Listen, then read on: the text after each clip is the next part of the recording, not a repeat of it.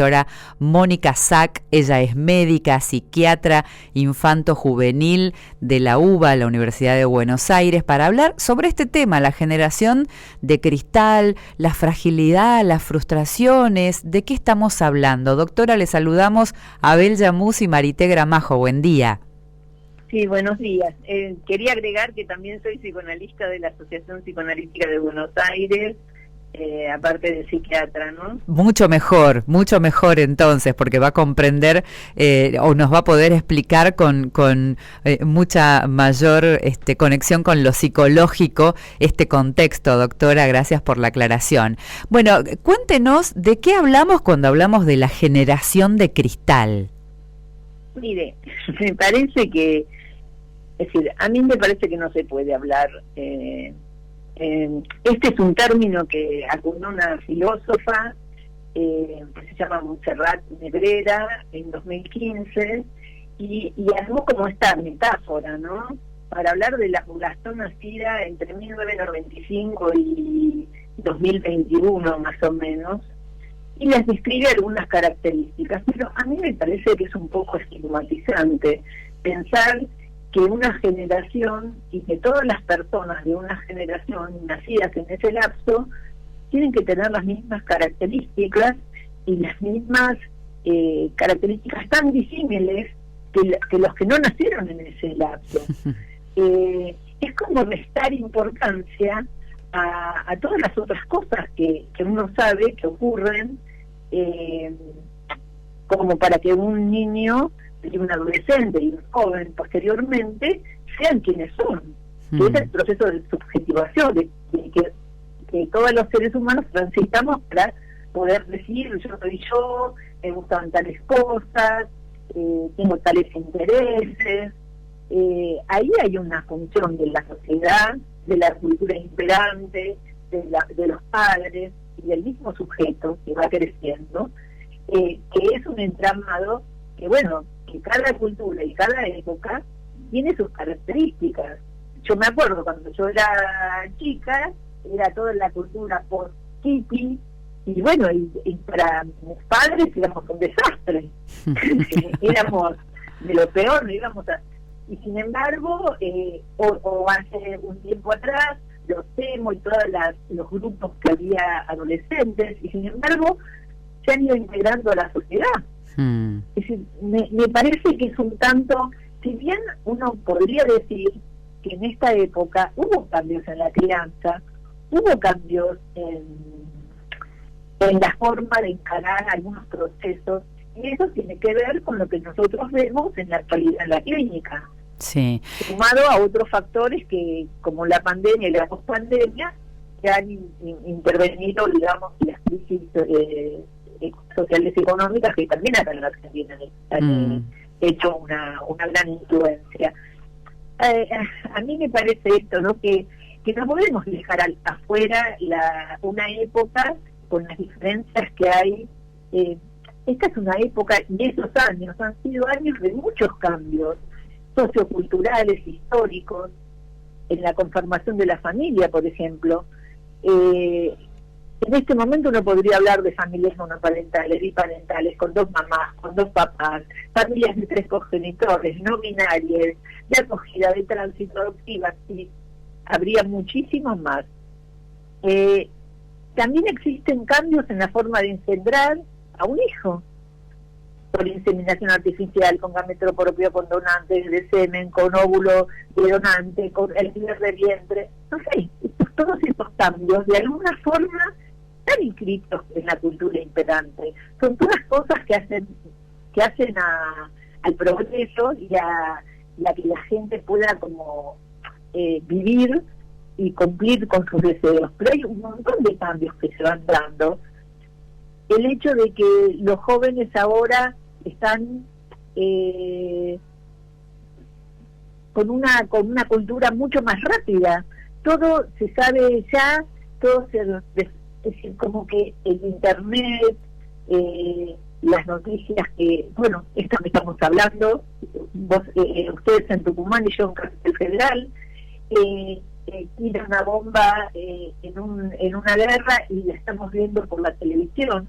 todas esas cosas marcan cambios culturales y marcan cambios en la cosmovisión del mundo, de la gente, que es lógico que pase así también. Entonces, seguramente las generaciones actuales son bastante diferentes a las generaciones de otros momentos, porque tienen que ayornarse a esta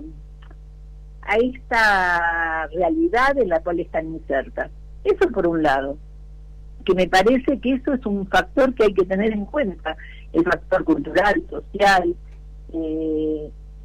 familiar, en el cual cada individuo está inserto. Me parece que esto de generalizar, sí hay algunas características que uno podría decir que uno percibe en los adolescentes, en los vínculos. ¿Cómo cuáles, doctora? Y uno podría ver que hay en algunas familias, porque no podríamos decir que en todas, como una suerte de pensar que la horizontalización, ¿no? Que los padres, esta cosa de como de amistad entre padres e hijos que se pierda, no porque los padres tienen que ser severos, pero que se pierde la necesidad de poner un límite, que todo sea con una explicación. Es decir, a veces tiene que haber un límite, porque algunos límites sirven para cuidar al otro, para protegerlo de la impulsividad, para protegerlo de lo que no conoce, de un riesgo que no puede advertir porque es muy joven. La presencia de los padres, en este momento la gente tiene que trabajar muchas horas y muchas veces está como muy distante físicamente de sus hijos, en contacto telefónico, en contacto de otras formas, pero a veces también se necesita la presencia. Y ha cambiado mucho en ese sentido algo del contacto interhumano, ¿no? Sí, sí. Entonces, si bien el contacto telefónico o el contacto por internet es importante, pero también el contacto interhumano es algo que es de otra naturaleza, sobre todo el contacto emocional. Sí, doctora, es muy valioso todo lo que usted nos está contando, porque en primera instancia coincidimos en esto de la necesidad de no estigmatizar o rotular a una generación, ¿no? Por otro lado, esto que nos marca también respecto de cómo forma parte natural del paso de la adolescencia a la juventud y de la juventud a la vida adulta para insertarse a un espacio laboral, más todos los cambios socioculturales que se han generado, más este vínculo que se ha modificado entre los padres y los hijos, que hacen que los límites no estén lo suficientemente claros. Y digo, con todo esto y sobre todo con lo que mencionó de los cambios tan grandes y rápidos que se generan desde el punto de vista sociocultural, esta nueva generación, ¿cómo avanza con su capacidad de adaptación a tantos cambios? ¿Vendrá por allí? Me parece que la adaptación más difícil no es la de los jóvenes que están insertos en esta cultura. Me parece que la adaptación más difícil es la de los adultos, que siempre estamos como con más dificultad para comprender, porque es algo que se nos muestra como diferentes. Estos jóvenes nacieron en la era digital, sus padres, algunos sí, otros no, sus abuelos para nada, estaban como pez en el agua en este mundo, es el mundo en el cual crecieron. El problema, porque la periodista que hace la descripción... Sí, la crítica, porque fue una crítica terrible, doctora. Hace una crítica, yo estuve leyendo para poder decir algo en la entrevista, y después también hay otra persona que habla de lo mismo, pero desde otro lugar, dice que bueno, que se tuvo que adaptar.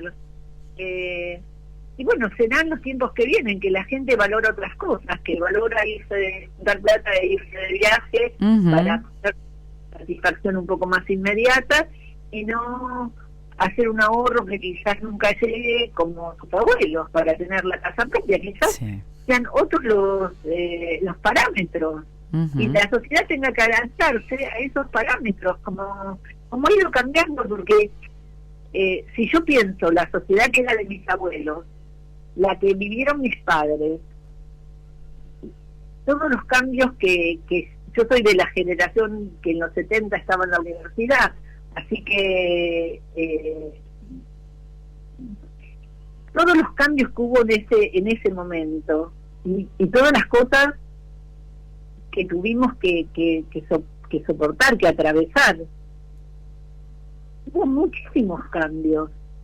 Y a no todas esas generaciones nos pusieron nombre. Claro. Y nos trataron despectivamente o diciendo que no íbamos a poder, o quizás sí también pensaban que no íbamos a poder hacer nada, y sin embargo el mundo siguió andando y hubo un montón de descubrimientos y se pudo resolver una situación pandémica que afectó a todo el mundo en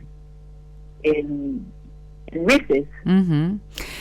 Doctora, la verdad es que es sumamente interesante poder charlar con usted y sobre todo tener una mirada abierta, ¿no?, hacia lo que está sucediendo, sin perder de vista la historia, sin perder de vista los juicios y los prejuicios que se pueden establecer de generación en generación y sobre todo brindar a todos y a todas la posibilidad de crecer, ¿no?, en libertad con los límites necesarios para no dañar al otro. Eso nos ha quedado claro. Doctora, muchísimas gracias por su tiempo. Le enviamos un abrazo enorme y no faltará oportunidad de volver a charlar. Bueno, muchísimas gracias y bueno, espero que les haya sido útil. Muchísimo. Gracias, doctora. Un abrazo. Hasta luego. Charlábamos con la doctora Mónica Sack.